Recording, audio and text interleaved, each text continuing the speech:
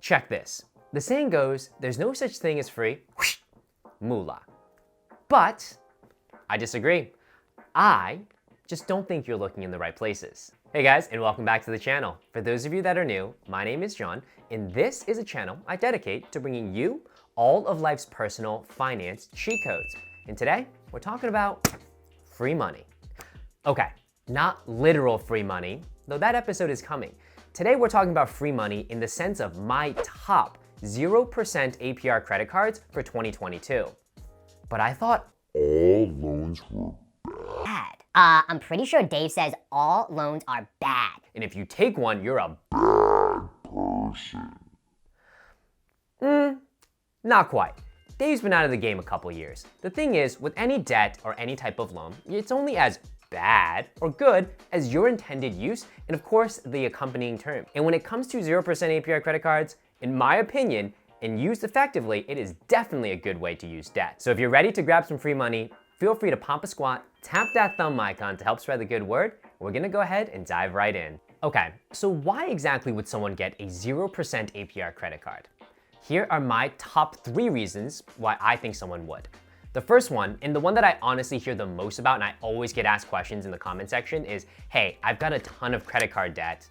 How do I pay it off? What should I go about doing? And my number one recommended thing is if you've got a ton of credit card debt and it's on a high interest rate card where you're paying 10, 15, 20%, the first thing to do, if you can do it, is try to take that balance and transfer it to a card that has 0% interest, right? So that way you're not getting housed in hundreds, if not thousands of dollars worth of interest charges just by obviously having that on a high interest rate card and transferring to a card that has no interest rate. Now, I'm not saying you should go into credit card debt with 0% APR cards. You should never be in credit card debt, right? Like we practice on this channel, payments on time and in full. But if you are in a situation where, hey, whatever it is, you've got some high interest rate, what should you do? My recommended is always, hey, can you just open a 0% APR card, do a balance transfer, and just work off that balance as quickly as you can. Second reason, a big purchase. Maybe you just moved, you're buying a ton of furniture, you've got some electronics, whatever the reason, you've got large purchases coming up that are in the neighborhood of $5,000 or $10,000. Well, instead of just coughing up that cash up front, maybe you can open a 0% APR card that's got a promotional term for anywhere from 16 to 21 months. And from there, you're protecting your cash position in case you wanted to put it into some sort of investment vehicle as opposed to just throwing cash at this upfront purchase. The third reason, and this is a reason that I personally used, and this is actually how I got started in the world of credit cards, was back in college when I got my very first 0% APR card because I'm a poor college student and I don't have money during the school year. Now, I'm not saying you should go get a credit card and go into credit card debt. This is how I did it. I got a card that I'm gonna actually talk about, the Discover It, during the school year, and I would charge off against the card and I would just make the minimum payment, right? It wasn't a whole ton, but I was able to make the minimum payment.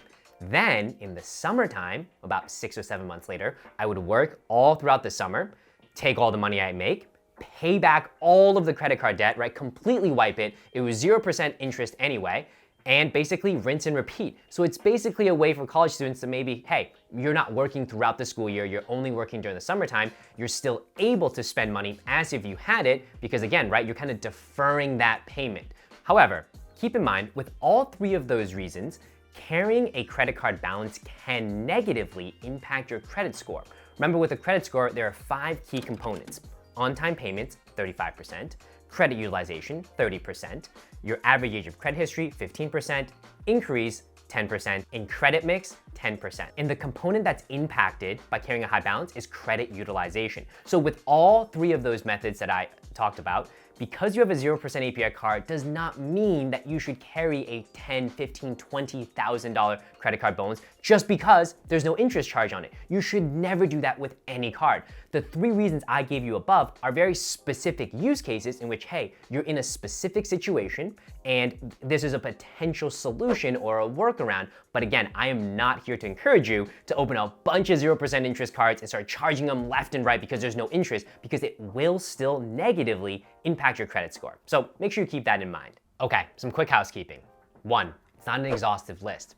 2, I talk about a purchase APR and a balance transfer APR. Purchase, as the name would imply, is all things that you purchase. Balance transfer are basically where you're going to transfer from one card to another. And when it comes to this list, I generally skew it a little bit more heavily towards cards that offer better balance transfers because more people ask me, hey John, how do I tackle high interest or high debt on credit cards?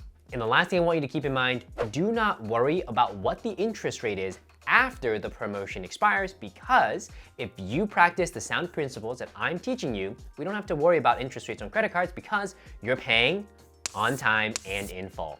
Let's jump into it. The card coming in at number 5 is the Discover It. It comes with a 0% promotional APR for all purchases and balance transfers for up to 15 months. You will pay a 3% balance transfer fee for all balance transfers until May 10th, 2022. For all balance transfers after May 10th, you will pay a 5% balance transfer fee. The Discover It comes with a sign-up bonus of doubling your cash back in the first year, and when it comes to cash back, you will earn 5% cash back on rotating categories that change every quarter.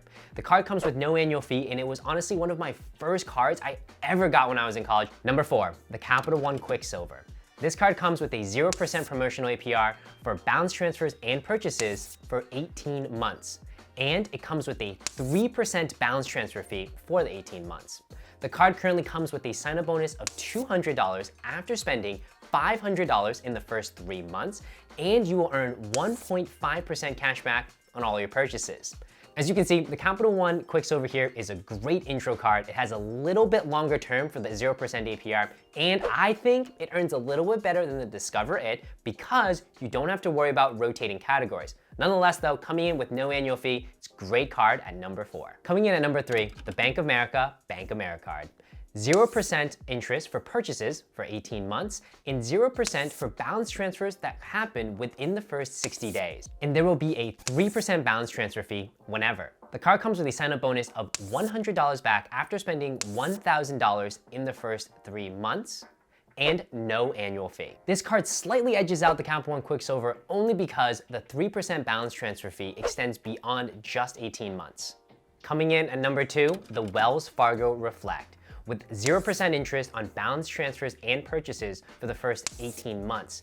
And if you make minimum payments on time for the entire duration, you get a 3-month extension, so the total period is 21 months. There will be a 3% balance transfer fee for all balance transfers within the first 130 days, and a 5% balance transfer fee for everything outside of that. Now my take, this card is a great card that extends up to 21 months, and you're gonna see it's actually neck and neck with the number 1 card we have here, which is going to be the Citi Diamond Preferred. Coming in at number 1, it was actually a card that I personally had way back in the day. This card comes with 0% interest on all purchases for 21 months and 0% interest for all balance transfers up to 18 months. And there will always be a 5% balance transfer fee. And keep in mind, balance transfers have to be conducted within the first 4 months. The reason I say the Citi Diamond Preferred and Wells Fargo Reflect are neck and neck for 1 and 2 is because the Wells Fargo Reflect technically gets you a longer term with 21 months, but you do have to make sure you make all minimum payments on time for the full 18 months prior to,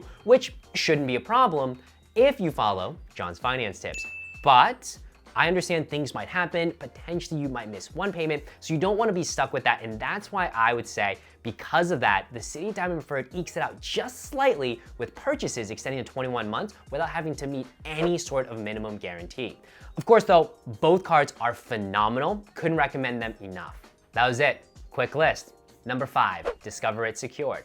Number 4, Capital One Quicksilver. Number 3, Bank of America card. Number 2, Wells Fargo Reflect. And number 1, the Citi Diamond Preferred. Now keep in mind, with all of these cards, you should still be making payments on time, though not necessarily in full because they are 0% interest.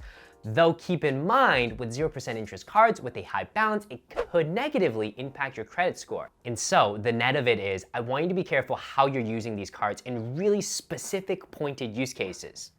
As always, if you have questions, drop them in the comment section below. My name is John. This has been an incredible video, and I'll catch y'all next time. Peace!